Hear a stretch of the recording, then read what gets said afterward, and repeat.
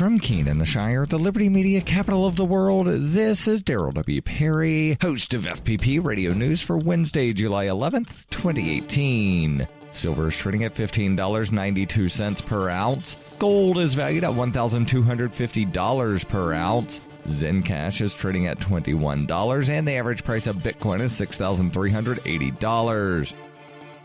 Antiwar.com reports the Israeli government issued a statement announcing a new crackdown on the Gaza Strip. They said the new sanctions against the Strip are aimed at punishing Hamas for the use of flaming kites and cross-border attacks. The crackdown includes the closing of Gaza's lone commercial crossing for an indefinite period of time. Israel also will severely limit the ability of Palestinians to fish off the coast of the Gaza Strip. The Israeli military issued its own separate statement saying that the crossing at Kerem Shalom would remain open to a limited amount of humanitarian aid during the closure. They offered little indication on what conditions there were for easing the new sanctions. The flaming kites have set fires to forest and farmland and have done some damage, though inflicted few casualties. The timing of the new crackdown is curious, however, coming amid talks of an internationally brokered ceasefire. New restrictions are likely to raise doubts among the Palestinians that Israel is in the mood to make a deal.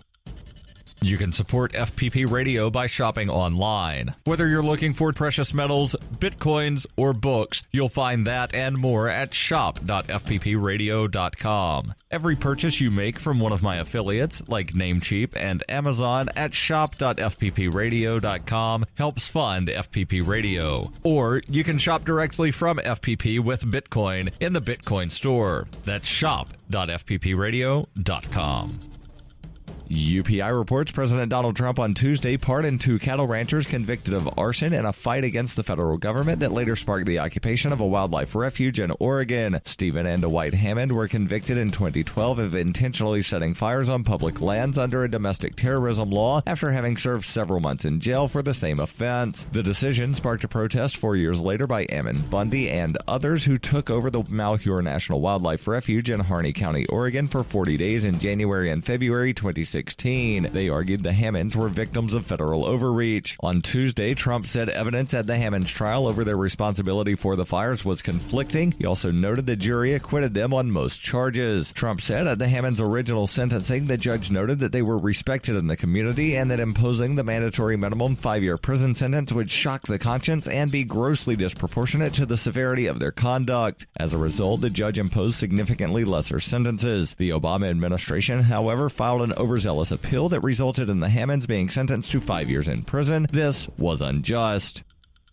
In 2115 New England, there are no borders, no states, and no regulations, yet never has a more peaceful and prosperous place existed. But Mr. Drake's security company has seen better days. Faced with the prospect of waning power, Mr. Drake intends to replace the anarchy of New England with a government. But at what cost? Will anybody care? And can anyone stop him? Anarchy in New England by Joe Jarvis is available from Amazon.com and all major bookstores.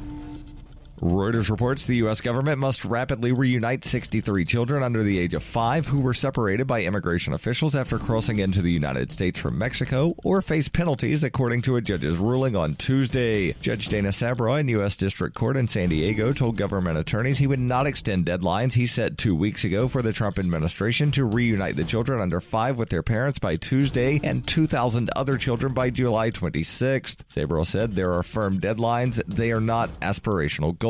Attorneys for the government had asked Sabra to extend the deadlines because they needed time to test DNA to confirm family relationships, run background checks, find parents who were released from custody, and review parental fitness. Chris Meekins, an official with the U.S. Department of Health and Human Services, which is responsible for the children's care, said our process may not be as quick as some would like, but there is no question that it is protecting children. More than 2,300 children were separated from their parents after U.S. President Donald Trump's administration began a zero-tolerance policy in early May, seeking to prosecute all adults who cross the border illegally. While parents are held in jail to await trial by a judge, children are moved into accommodations managed by HHS. The judge asked the ACLU to file papers on Thursday suggesting remedies if the government had not reunited the children by Tuesday or within immediate proximity of today. ACLU attorney Lee Gallant said the court has a range of options from significant fines to other types of relief. This has been FPP Radio News, online at fppradio.com.